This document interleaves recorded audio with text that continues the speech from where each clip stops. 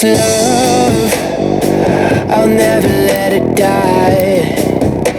Can't be touched by no one, I like to see them try.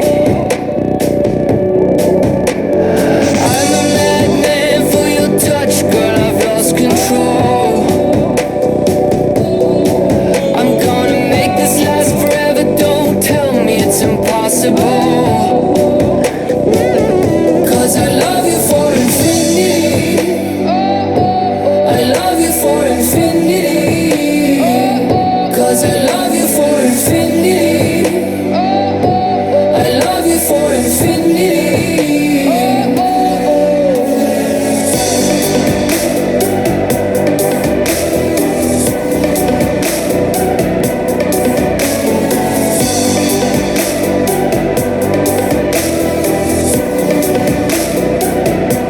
Well, darling, my soul, you know it aches for yours, and you've been filling this hole since you were born.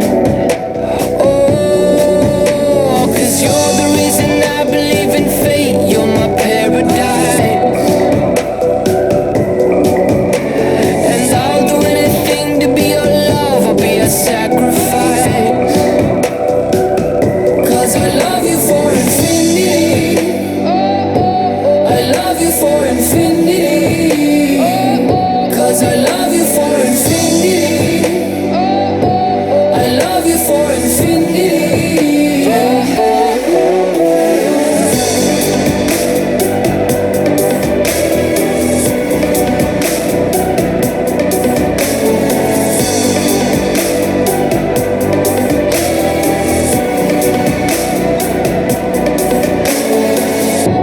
Meet me at the bottom of the ocean, where the time is frozen, where all the universe is open. Love isn't random, we are chosen. And we could wear the same crown, keep slowing your heart down. We are the gods now. Cause I love you for infinity, I love you for infinity. Cause I love you for infinity, I love you for infinity.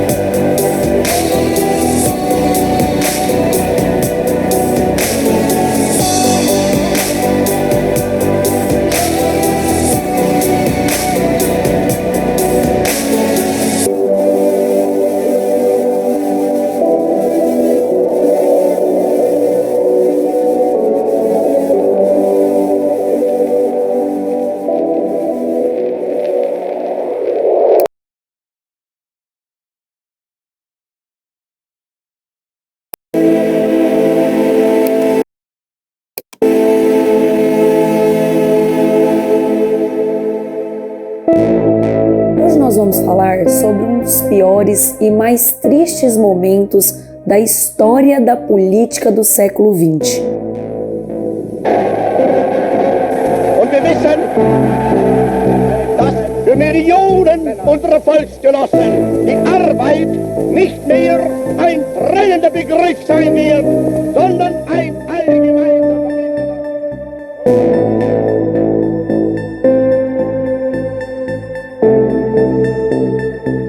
Essa aula tem como objetivo trazer as principais características do nazismo, levantar aqui os principais pontos do que foi esse regime totalitário que marcou aí o século XX. O nazismo, ele nasceu no dia 20 de abril de 1889 em um pequeno município da Áustria, esse município que você está vendo as imagens aqui na tela. Em 1938, Adolf Hitler chegou a receber de sua cidade natal o título de cidadão honorário. Esse título ele só foi revogado 7 décadas depois, em 2011. Hitler atuou como soldado durante a Primeira Guerra Mundial e o próprio Partido Nazista vendeu essa história como Hitler, um herói da Primeira Guerra Mundial. Mas, segundo pesquisas feitas por Thomas Weber, um pesquisador doutor em História da Europa, na verdade Hitler atuou longe dos campos de batalha, longe das grandes batalhas, e ele era visto por seus pares como alguém muito solitário. Ainda, um outro ponto sobre a sua vida é que ele tentou por 2 vezes ser aceito pela Academia de Belas Artes de Viena, na Áustria, mas as 2 vezes foi negado a ele. Na Alemanha, ele se tornou o maior nome do nazismo e comandou o 3º Reich alemão. Reich significa império, tá? E esse Reich alemão, ele vai de 1933, quando Hitler chega ao poder, e termina em 1945, quando ele morre. Lembrando que o Hitler também é considerado o instigador da Segunda Guerra Mundial.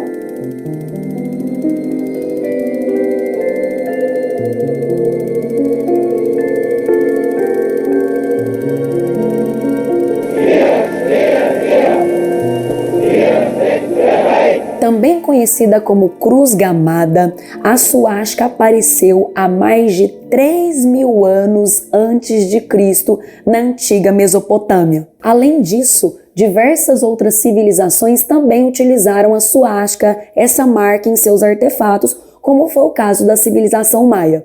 Mas os hinduístas foram os primeiros a atribuir um significado à suástica. A palavra suástica significa aquilo que traz sorte, mas importante ressaltar que a posição dos braços da suástica podem contribuir para a mudança de significado deste símbolo. Quando seus braços estão em sentido horário, a suástica seria um ícone que chamaria a atenção de divindades malévolas. Mas, se estivesse em sentido anti-horário, seria capaz de atrair boas energias e até mesmo fazer uma referência ao Deus Sol. Segundo Hitler, a suástica teria a capacidade de representar a luta em prol do homem ariano e também o antissemitismo.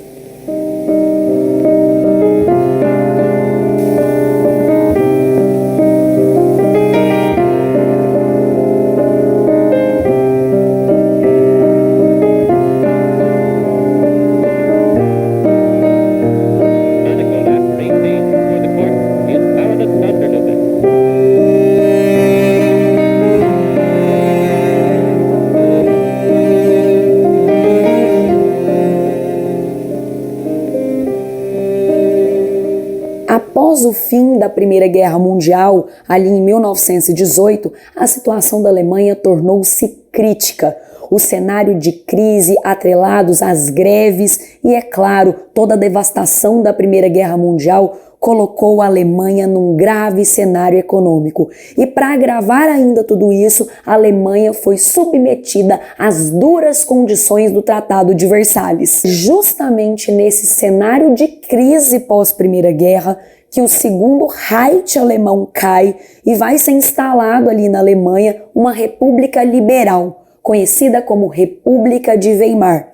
E é nesse cenário de crise e é nesse cenário republicano que Adolf Hitler começa a se engajar e crescer politicamente. Seus discursos atacavam minorias, mas principalmente os judeus. Hitler passa a defender a formação de uma nação alemã purificada pela raça ariana, e ele passa a relacionar todo o sofrimento que a Alemanha vivia no pós-Primeira Guerra aos judeus e às ambições judaicas. Em 1923, ele tentou articular um golpe na cidade de Munique, e ele estava numa cervejaria empunhando uma arma, e ele vai falar para todos ali presentes que a Alemanha deveria passar por uma revolução. Ele iria fazer uma revolução que tiraria a Alemanha da condição de humilhação.